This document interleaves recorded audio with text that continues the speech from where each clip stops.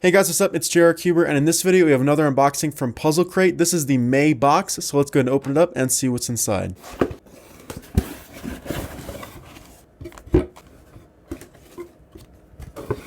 Alright, so in this box it looks like we have two puzzles, the 3x3x1 Fidget Spinner and the MF8 Unicorn Cube. So let's go ahead and read about these puzzles first, and then we'll go ahead and get into them. So for the 3x3x1 Fidget Spinner, it says, it might be a year late, but this new Fidget Spinner is a fully functioning 3x3x1, also known as a super floppy cube. Turning of the puzzle and the spinner itself are both very smooth. It's fairly easy to solve for beginners and makes for a fun little toy. Give it a spin and see for yourself. And then the other one is the MF8 Unicorn Cube. So this is a 3x3 shape modification that turns like a normal 3x3 but also has 4 turnable corners. Each corner rotation will scramble the corner piece, 3 edge pieces, and 3 center pieces. Combining that with normal 3x3 moves causes this puzzle to scramble very quickly. It can be a bit stiff and catchy at first, so please turn with caution. Okay, so I'm going to go ahead and get started with this Fidget Spinner cube. I'm actually pretty excited for this. I have kind of been anticipating a functional Fidget Spinner type puzzle to be mass produced ever since Nathan Wilson made one, and I know there's a full 3x3 version that isn't made by like a cubing, really like a cubing company, but more of just like an off-brand or something, and I saw some pictures of it, and apparently it's actually pretty good, so I might want to get that as well. It's basically like a mass-produced version of the full Fidget Spinner 3x3 that Nathan made, but this for now is as best as we have. I'm not really sure how it is supposed to open. Okay, there we go. So here is the puzzle. I want to see if there's anything in this bottom section. Oh, it looks like we get a little carrying case. Okay, that actually feels like a nice material. It actually feels pretty high quality, which is pretty interesting. So definitely a very nice kind of hard shell plastic type packaging. All right, so now on to the puzzle slash spinner. So as you guys can see, here is the puzzle spinning. It's very, very smooth. It's also dead silent and makes absolutely no noise. Yeah, this is pretty cool. And then it also just moves like a normal 3x3x1. It looks like it's got a little bit of a clicking mechanism in there. So yeah, this also I think is going to be a fully functional like super floppy cube, which is very cool. Yeah, so and then there's also kind of just like this slightly more ergonomic design that makes it a little bit easier to grip the corner and get a good flick on it to actually spin it. But yeah, it spins really nicely. It does oscillate a little bit, so it's not entirely smooth. If you hold it on both ends, it is quite smooth, but yeah. So yeah, I didn't really expect to ever make a video on a fidget spinner again after the fidget spinner craze kind of died out. But you know, this one actually is a functional puzzle, so it's not just entirely a fidget spinner. But yeah, I figured I could show you guys some of my other Rubik's Cubes type fidget spinners. I don't know if I've showed in much detail before. So these are the other two I have. This one looks like a 3x3x1, but it's not a functional 3x3x1. This one I got from Twisty Tex. This is basically just a single piece of 3D printed plastic that has stickers put on it. But this one also is really, really smooth, even a little smoother than this one.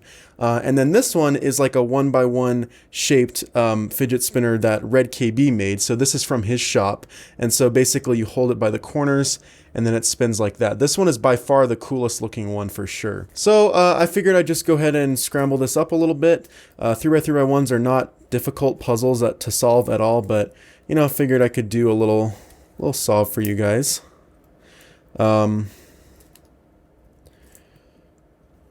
there you go. I'd say that's decent. So you can't really scramble these puzzles a whole lot because there's not that many pieces. So let's just go ahead and get it out of this shape. So we'll do that. Switch these corners around and then flip this middle piece like that. All right, there you go. There is a solve.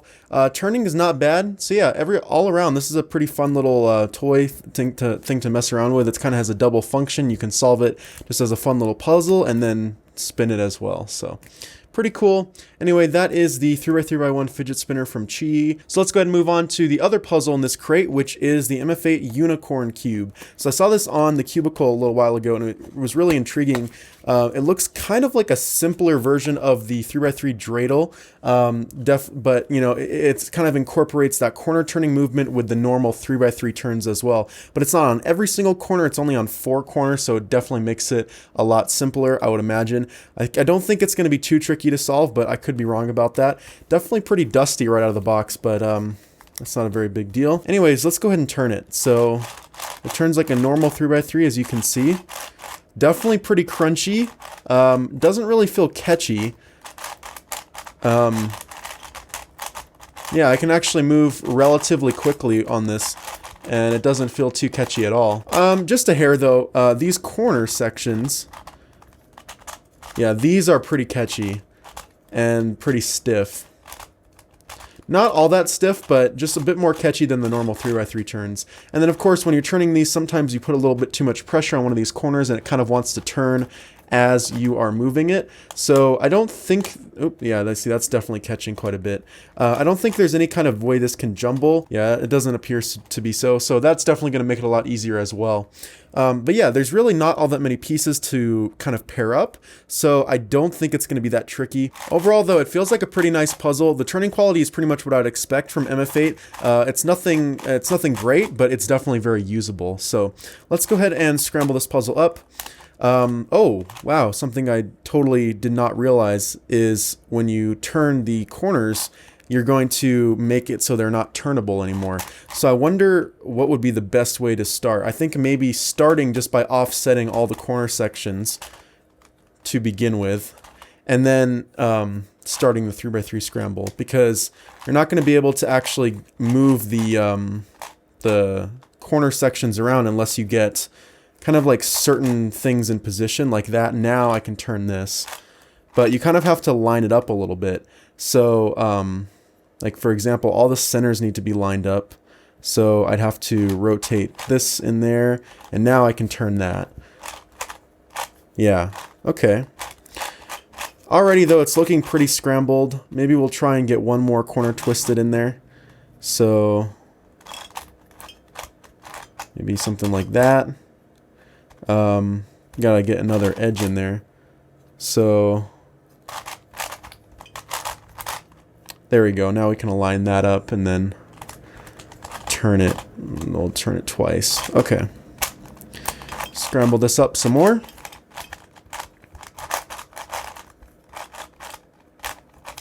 Alright, there we go. So let's go ahead and try and solve it now. Basically, I'm imagining that we can just do reduction. So what it looks like we're going to have to do is kind of move pieces into place so that we can make corner turns, and then bring the right pieces into place that we need. So for example, we can get this corner to be aligned, and we can turn in that white piece there. And then to get this one in, we'll have to flip this edge. Flip this edge. We need to move this center. So let's go ahead and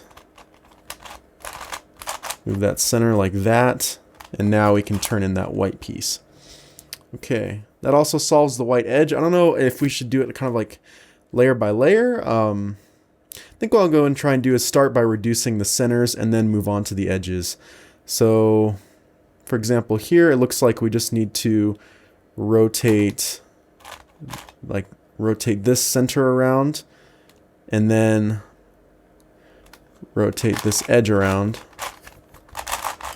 and then turn this, and that'll bring in this orange piece. To get the other orange in, I'm thinking we need to flip this center around. So just do an F2 like that, and then get this other spot opened. And then we need to turn that around, flip this edge,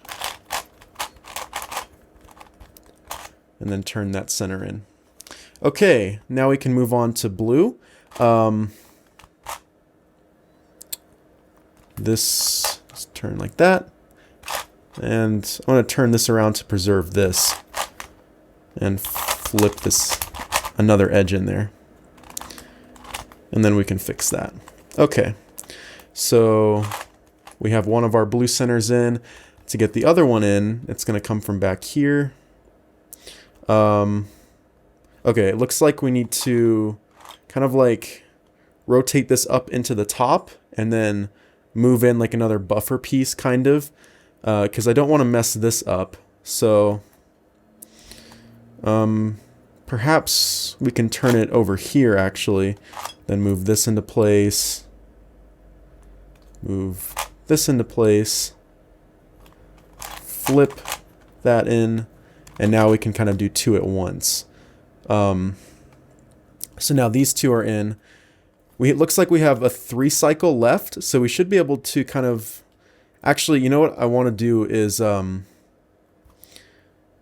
want to get this blue piece done first, even if it means breaking this, because we need a 3 cycle with 3 adjacent pieces, not like 3 opposite pieces like this. So I'm going to need to kind of break up this red for temporarily. So let me flip in another edge there. Flip in another edge there. Break that up. Okay. So now we can kind of position all of these like that. Good. And then put another edge. Flip those around. Okay. All of our centers are done now. So let's go about solving the edges. This one's already done, so I'll just go ahead and put it in place. We can probably put them in place as we solve them. This one's already done. I'll just go ahead and keep them on the bottom layer, I guess. That's probably the better option. So we probably need to figure out a way to move the edge into place, flip it out of the way, and then turn the centers back. So for example... this edge here, we need like the red and white edge piece that connects to it to come like right here. So we can do that just like that. And now I need to flip in an unsolved piece. So we can like flip that into place. So all these are unsolved, so it's not going to mess anything up. So we can turn that in, replace it with like an unsolved piece, except it needs to go like that, and then turn that back. We might be able to actually do two at once though, because like if the piece that I turned in was the one that went here, we'd solve two at once. So for example, we can do this again. We need to find blue and red, which is going to come from here, and put that in here. But now when we flip this up, I want to get the green and white piece, or the green and yellow piece, sorry, to flip back down to pair with this. That's going to make this a lot faster. So green and yellow is here. So I'll bring that up, and then when we flip this up, I'm going to turn green and yellow in and flip back, and that solves this one as well. Okay, that's going to make this a lot faster. So now we need green and red, which is going to come from here. Oops. There we go. And the piece that comes back is going to be yellow and red, which is right here already. So we'll turn that up. Flip that in place, turn it back. Okay, now we need yellow and blue, which is going to come from here. And the piece to turn back is going to be blue and orange, which is here. Flip that back. Okay, so now we need orange and white, which is going to come from here. So we'll put in an unsolved piece here. Except that needs to go the other way. There. Oh, it looks like we have a 3 cycle now. Alright.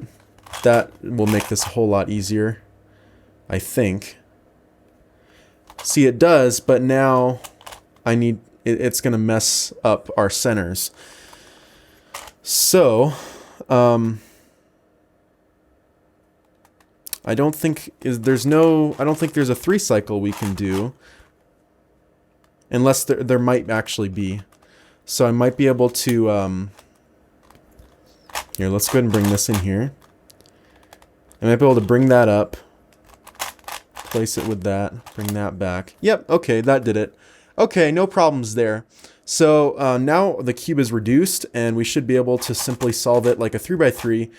More like a super cube though, I would say. So like for example, this center needs to be oriented properly. Just like that. That's oriented right. That is... turn that down. Okay. Can do F2L normally.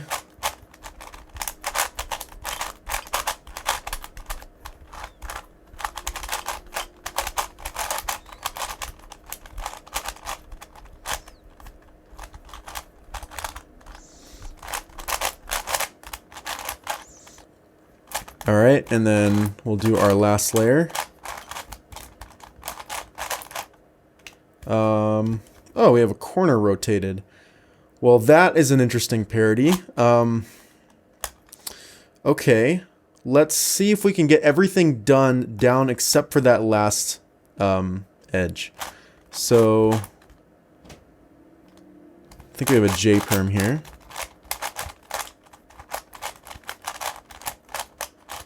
All right, so now all that's rotated. So basically what this kind of parody means is that this is the solve state, but now we just need to move everything else into position. So what I guess we should do is probably just kind of start with our center method for bringing these in, but we're gonna have to figure out another way to do that without just rotating all the pieces in place. I'm wondering if maybe I should turn this center around so that we bring back another yellow piece. So like, I'll rotate the center 180 degrees.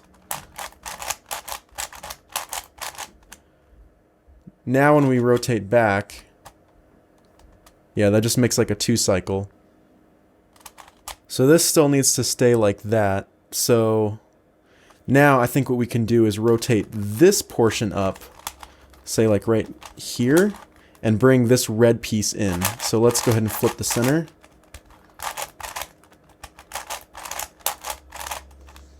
All right, now that's correct with this, and then now we'll do the same thing here.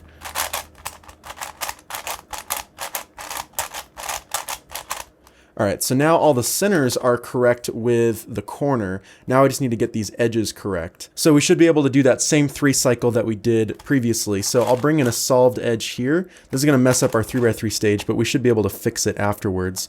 We'll bring this over here, bring that up, insert that in, bring that back. Okay, so now everything should be solved. Let's go ahead and fix our 3x3 stage now.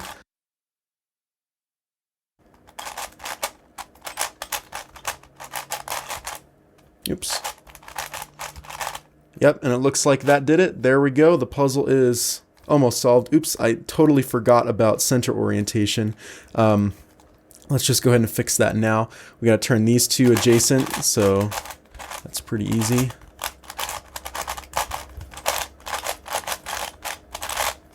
And then you need to fix these two.